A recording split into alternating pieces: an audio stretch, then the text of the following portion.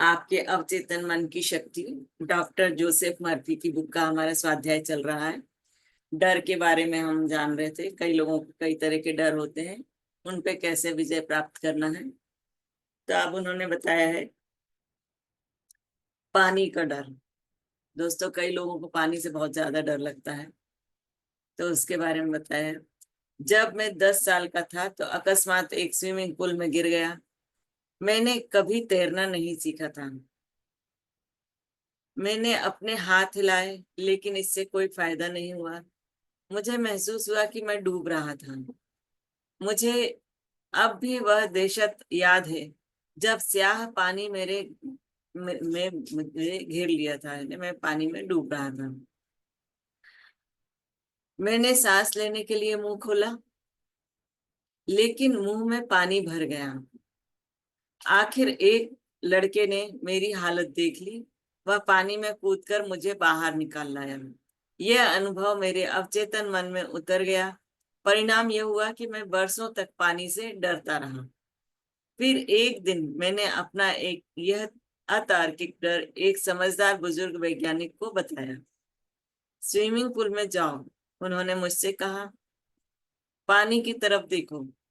यह सिर्फ एक रासायनिक यौगिक है जो हाइड्रोजन के 2 परमाणुओं और ऑक्सीजन के 1 परमाणु से बना है। इसकी कोई इच्छा नहीं है, कोई जागरूकता नहीं है, लेकिन तुम्हारे पास दोनों हैं। मैंने सिर हिलाया और सोचने लगा कि बात आखिर कहाँ जा रही है। एक बार जब तुम यह समझ लोगे लेते हो कि पानी मूलतः निष्क्रिय है, उन्होंने आगे कहा, तो जोर से दृढ़ आवाज में कहो, मैं तुम पर विजय पाने वाला हूं। मन की शक्तियों में से मैं तुम पर विजय पालूंगा। फिर पानी में उतर जाओ, तैरना सीखो। पानी पर विजय पाने के लिए अपनी आंतरिक शक्तियों का प्रयोग करो। मैंने ऐसा ही किया। जब मैंने नया मानसिक नजरिया अपना लिया, तो अवचेतन मन की सर्वशक्तिमान शक्ति ने प्रतिक्रिया की और मुझे शक्ति, आस्था और आत्मविश्वास दिया। इसने मुझे अपने डर से उबरने में समर्थ बनाया और मैंने पानी पर विजय प्राप्त की।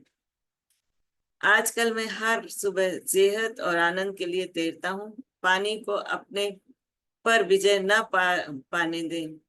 याद रखें, आप पानी के मालिक हैं। तो दोस्तों, कई लोगों के इस तरह के अनुभव होते हैं, कभी धोखे से डूबने लगते हैं तो वो उनके अवचेतन मन में जाकर के विचार बैठ जाता है, वो हमेशा के लिए पानी से डरने लगते हैं। लेकिन आप उस पर विजय प्राप्त कर सकते हैं अपने को अफर्मेशन दे करके। किसी भी खास डर से उबरने की अचूक तकनीक। यहाँ डर से उबरने की एक ऐसी तकनीक दी गई है जो मैंने मंच पर खड़े होकर हजारों लोगों को सिखाई है। यह जादू की तरह काम करती है। आजमा कर देख लें। मान लें आप तैरने से डरते हैं। 5-10 मिनट के लिए दिन में 3-4 बार स्थिर बैठ जाएं। खुद को गहरे आराम की अवस्था में ले जाएं। अब कल्पना करें, आप तैर रहे हैं। कल्पना में आप तैर रहे हैं। मानसिक रूप से आपने खुद को पानी में डाल दिया है। आप पानी की ठंडक और हाथ पैरों का हिलना डुलना महसूस करते हैं। यह सब वास्तविक चित्रात्मक और मानसिक खुशी की गतिविधि है। यह निरर्थक दिवा स्वप्न नहीं है। आप यह तो समझते ही हैं कि आप जो भी अपनी कल्पना में अनुभव करते हैं वह आपके अवचेतन मन में विकसित होता होगा। इसके बाद आप पर दबाव पड़ेगा कि आपने अपने अधिक गहरे मस्तिष्क पर जो छाप छोड़ी है, जो तस्वीर छोड़ी है, उसे वास्तविक जीवन में साकार करें। जब आप अगली बार तैरने की कोशिश करेंगे तो आप यह खुशी महसूस करेंगे। यह अवचेतन मन का नियम है। अन्य डरों पर भी आप यही तकनीक लागू कर सकते हैं। अगर आपको ऊंची जगहों से डर लगता है तो कल्पना करें कि आप पहाड़ों पर टहल रहे हैं। इसकी वास्तविकता को महसूस करें। ताजी हवा, पहाड़ी फूलों और रोमांचकारी छटा का आनंद लें। यह जान लें कि अगर आप मानसिक रूप से इसे करते रहेंगे तो शारीरिक रूप से आपको कोई मुश्किल नहीं होगी। अगर आपने कोई भी छवि बना ली, कुछ भी सीखना चाहते हैं जिससे आपको डर लगता है, आप मानसिक तौर पर उस पर काम करें, उसको कल्पना करें कि आप वो कार्य कर रहे हैं और सफलतापूर्वक कर रहे हैं। तो जब आप प्रैक्टिकल करेंगे तो आपको उस पे विजय प्राप्त हो जाएगी, आप वो काम कर सकते हैं जिसके लिए आप डर रहे थे। उसने लिफ्ट को दुआएं दी। कई लोगों को लिफ्ट से भी बहुत ज्यादा डर लगता है, लिफ्ट में नहीं जाते हैं, भले कितनी सीढ़ियां चढ़ के ऊपर चले जाएंगे लेकिन लिफ्ट में सफर नहीं करते। जोनाथन एम एक बड़े कारपोरेशन में एग्जीक्यूटिव हैं। कई सालों तक वह लिफ्ट में चढ़ने से बुरी तरह डरता था। वह हर सुबह लिफ्ट से जाने के बजाय 7 सीढ़ियां चढ़कर अपने ऑफिस पहुंचता था।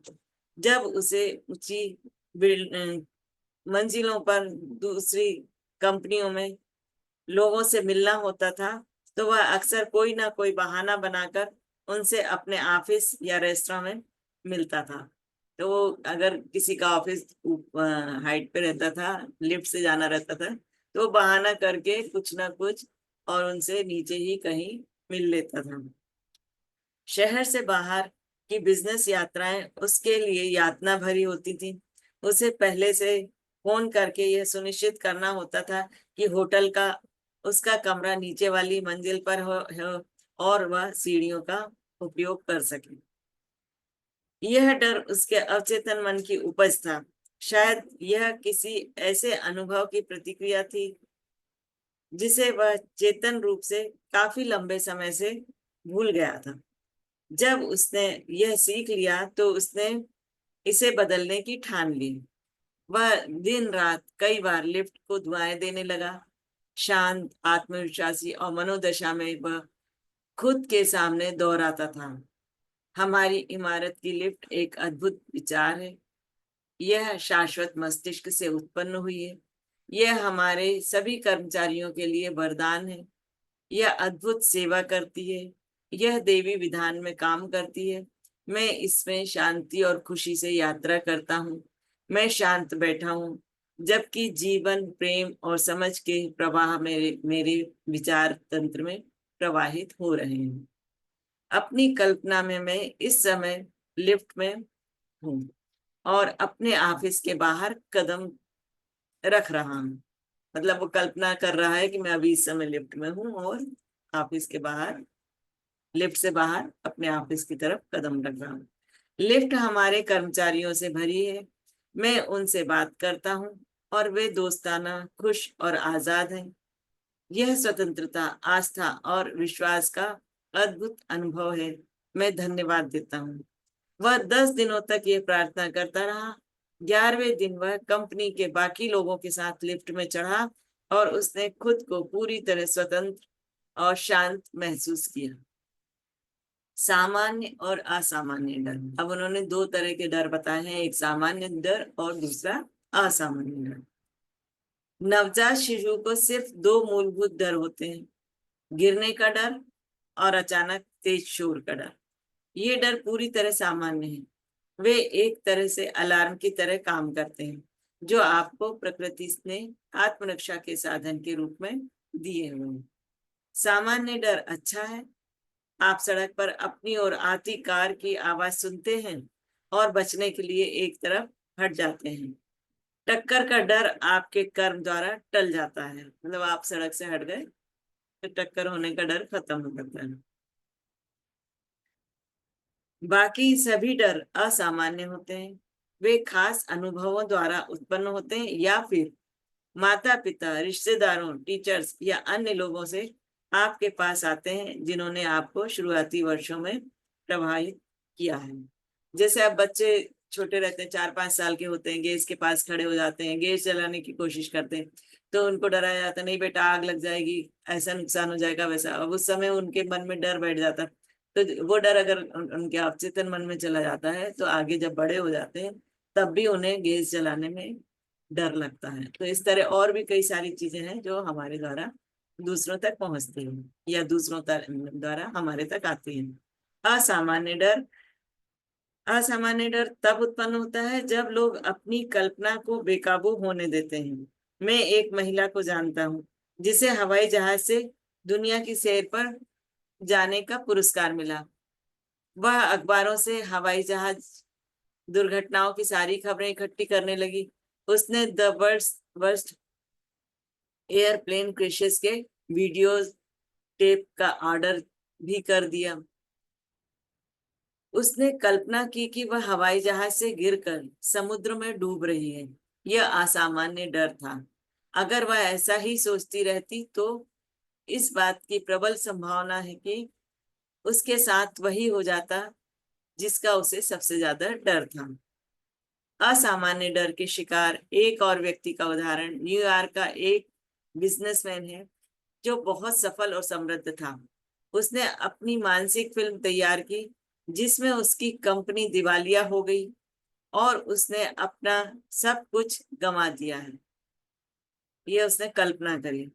वह असफलता की अपनी इस मानसिक फिल्म को जितना ज्यादा देखता था उतने ही गहरे अवसाद में डूब जाता था। उसने यह भयंकर तस्वीर देखना नहीं छोड़ा। वह अपनी पत्नी से कहता रहता था कि यह चल नहीं सकता, यह प्रगति किसी भी दिन खत्म हो जाएगी, यह सब निराशाजनक है, हम दिवालिया होने वाले हैं। उसकी पत्नी ने बाद में मुझे बताया कि अंत में वह सचमुच ही दिवालिया हो गया। जिन चीजों की उसने कल्पना की थी, उसने जिनसे वह डर रहा था, वह सचमुच हकीकत में बदल गई। जिन चीजों से वह डर रहा था वे अस्तित्व में नहीं थी, लेकिन उसने लगातार डर कर, विश्वास करके और वित्तीय तबाही की आशंका करके उन्हें साकार कर दिया। जो कि अस्तित्व में था ही नहीं, लेकिन उसने कल्पना कर करके उसको सही में साकार कर लिया। जब जॉब ने कहा था जिस चीज का मुझे बहुत डर लगता है वही हो जाती है। दुनिया ऐसे लोगों से भरी है जो इस बात से डरते हैं कि उनके बच्चों के साथ कोई भयंकर घटना हो जाएगी या उनके साथ कोई भयंकर तबाही हो जाएगी। जब वे किसी दुर्लभ बीमारी के फैलने के बारे में पढ़ते हैं तो डर जाते हैं कि कहीं यह उन्हें ना हो जाए। कुछ तो कल्पना करते हैं कि यह रोग उन्हें पहले से ही है। यह सब असामान्य डर है। तो दोस्तों, डर के बारे में उन्होंने इतना बता दिया है, अभी आगे और भी है इसी के बारे में। तो हमारे स्वाध्याय को हम यहाँ रोकते हैं। तो ये जो उन्होंने बीमारी का इसका कहा, उस समय आपने देखा होगा जब कोरोना हुआ था, या हमारे साथ की बातें मैं अपना खुद का एक्सपीरियंस बताती हूँ। एक बिहार का व्यक्ति था, है हमारे साथ। वो बहुत ज्यादा डरता था। वो यानी इतना दूर दूर सबसे रहता था और बोलता था कि कोरोना हो जाएगा, कोरोना हो जाएगा। कोई भी चीज छूता था तो सबसे पहले उसको सैनिटाइज करना बहुत, मतलब बहुत ही ज्यादा एहतियात बरतता था। उसकी एक छोटी बच्ची भी। तो वो मेरे से कहने लगा, अरे मैडम आपको डर नहीं लगता कोरोना से? मैंने कहा क्या रे, अब आएगा तो आ जाएगा, इसमें क्या है, इसमें डरने की क्या बात है, और तुम इतना ज्यादा मत सोचा करो। पता लगा दूसरे दिन वो नहीं आया, तो 2 दिन हो गए नहीं आया, तो पता लगा कि उसको कोरोना हो गया। सबसे पहले हमारे ऑफिस में उसी को हुआ था। तो वो डर ही था जिसने उसको चपेट में लिया। तो दोस्तों, ये बात बिल्कुल सही है कि हमको डरना नहीं चाहिए, सचेत रहना चाहिए, सजग रहना चाहिए, बस।